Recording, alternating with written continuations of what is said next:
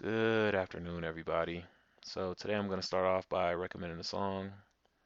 I know, I'm just trying to find a new thing, but I'm going to start off by recommending a song. And that song is Rescued by Jack's Mannequin. Came out in 2005. The album's called Everything in Transit. If you ever have time, check that song out. If not, whatever, you're missing out. But let's jump right into it. Today we're going to be talking about Kamala Harris. We're going to be talking about the Georgia state runoffs and a few other things. Um, you know, it's my first video in a little while, so tell me any suggestions that you guys might have if you listen to this, anything that you like to hear.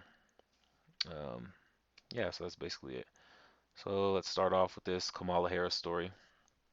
Well, first of all, Kamala Harris is the alleged vice president, and interesting enough, she didn't give up her Senate seat. She actually got sworn in the other day, so that's pretty interesting for somebody who's supposed to be going to go be the vice president. Maybe it's protocol just for a what if situation that might happen. Maybe it's, I don't know. She could always relinquish that seat, I'm sure, to whoever is going to replace her if they are inaugurated. But I just think that's interesting that uh, we are where we are and the vice president has to re-swear in for their Senate seat. Still staying on the topic of Kamala Harris, the Fweeedom incident that nobody believes.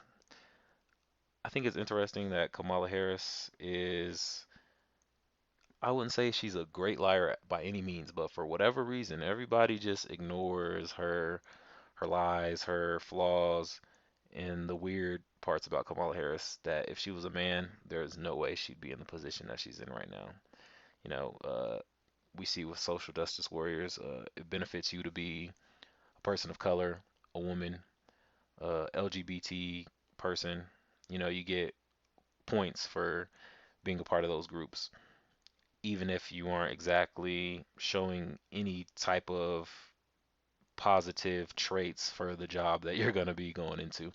And I really don't think Kamala Harris shows any positive traits besides maybe a bunch of years of experience in being there. But with the government that we live under, I don't think that a bunch of years really is something that's beneficial to the people because we know that for a bunch of years that our government has been very corrupt and corruption is something that comes with Kamala Harris's name. You know, her incarceration habits or practices, and yeah, a bunch of other things, a bunch of her lies that have been kind of directed at the American people for no real reason other than scoring points with a community that doesn't really pay much attention to politics. Do you think a person who's politically minded cares if Kamala Harris smoked weed and listened to Tupac and Snoop Dogg when she was in college, even though those artists didn't even come out until after Kamala Harris graduated college? I just think that it's interesting that she could just tell as many lies as she wants and nobody seems to bat an eye. But, that's it on Kamala Harris really.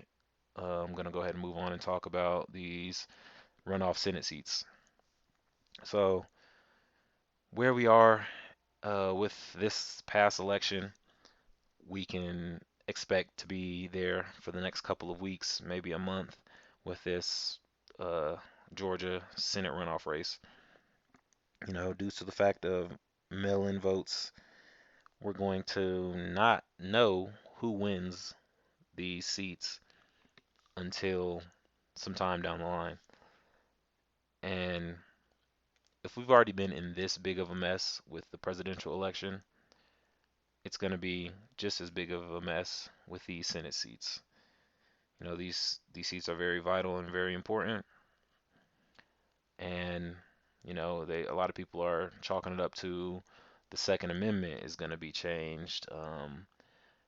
The whole nation is going to be changed due to packing the court, and you know it's going to be a different country. A lot of people are expecting, and if fraud or any questionable activity takes place with these Senate seats, I think a lot of Americans are going to be fed up. What does that mean? I don't really know.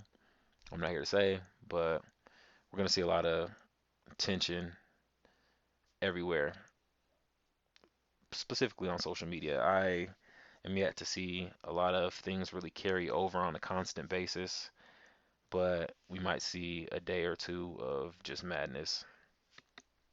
I'm hopeful things go smooth, and it's easier to tell who the true winner is than with this presidential election, because this thing dragging on for about 2 months now has been very draining on the country, I believe, and we're seeing a lot of different things come at us at once that we're not able to address or approach because we don't really know what's going on.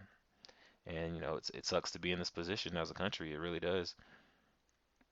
Um, I want to say that I think it's important that if you actually do care about this country and you like the way that this country operates now and you like freedom and you're standing up for every single individual in this country to have rights regardless if you like them or agree with them or not, I think that it is very important that us as citizens and us as people get this corrupt government in check because a $600 stimulus check after 8 months in a pandemic, you know, it's a little crazy. And I guess they figure there has been enough jobs around to stabilize people, but you still got to account for even if somebody was to go 1 or 2 months without their finances before they found another job, you got to account for that. $600 is just not going to cut it.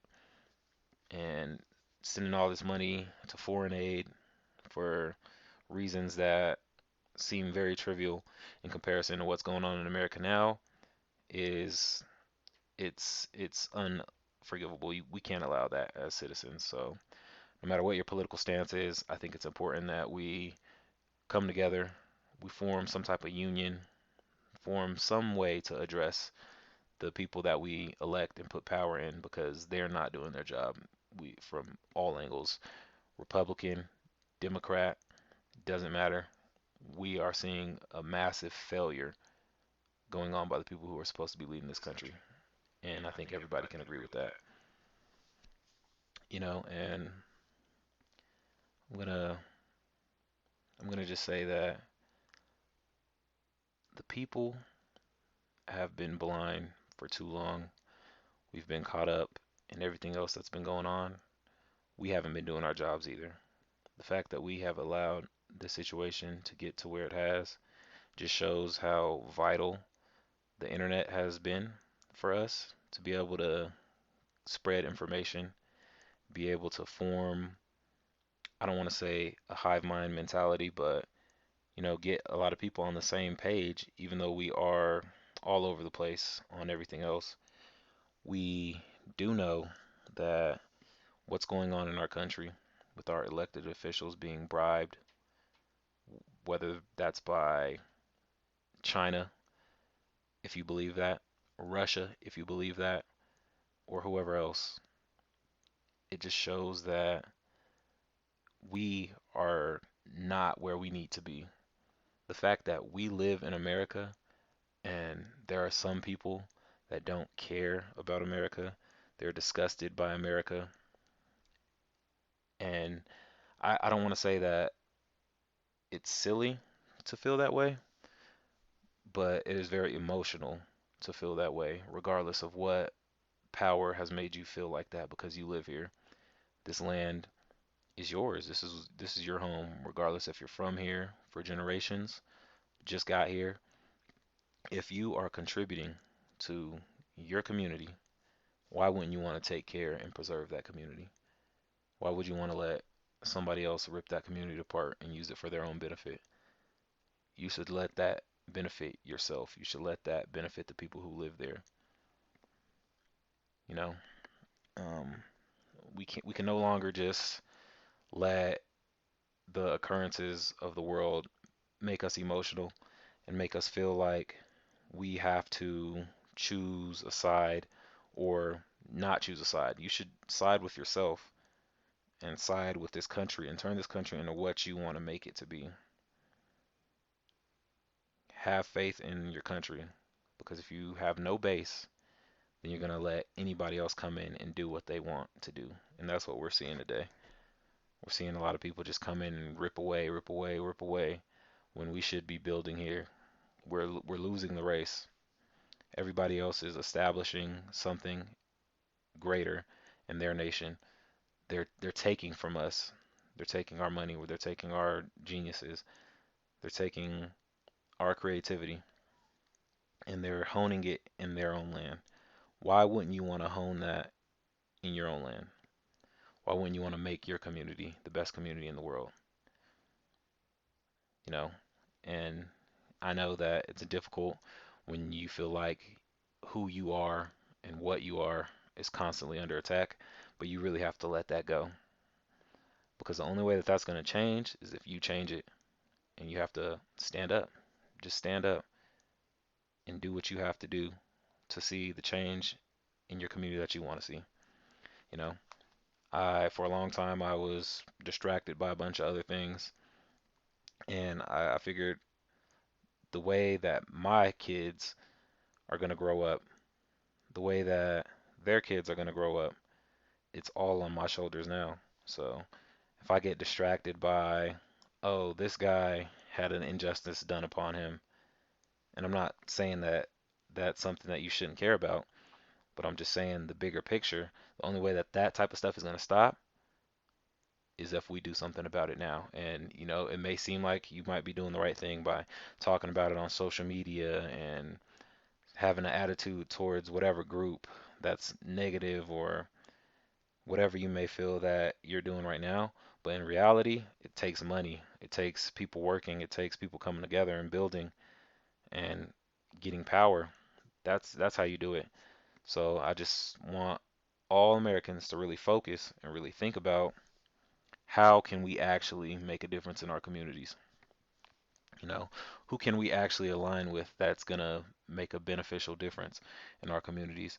How can we start putting people in positions to where they know our community so they can, whether it's policing or whether it's giving out opportunity within that community, these people know it so they can do it at a way better level than somebody who doesn't even live in there, somebody who has no investment in that community. Because we've been blind for so long, we let these people come in and run things. We have to run things. Just step up and put your big boy shoes on, put your big girl shoes on, and go at it. Go at it. Believe in yourself. And I didn't really want to turn this into some type of speech or some motivational type of thing, but it's the truth. And I just want to see everybody do better. I just want to see the world do better. I want to see people have their faith. I want to see people have kindness. I want to see people do for others like how Jesus did for others. I'm a Christian, so I'm just throw that out there. I want to see that. I want to see that in the world. So hopefully one day we could reach that point, but it's going to take us getting on the same page. And that's the reality of the situation. So I think I'm going to go ahead and wrap this up here. If you're listening to this, thank you. I appreciate you. Um, try to spread it if you can, if you think it's something important. But that's basically it. Take care.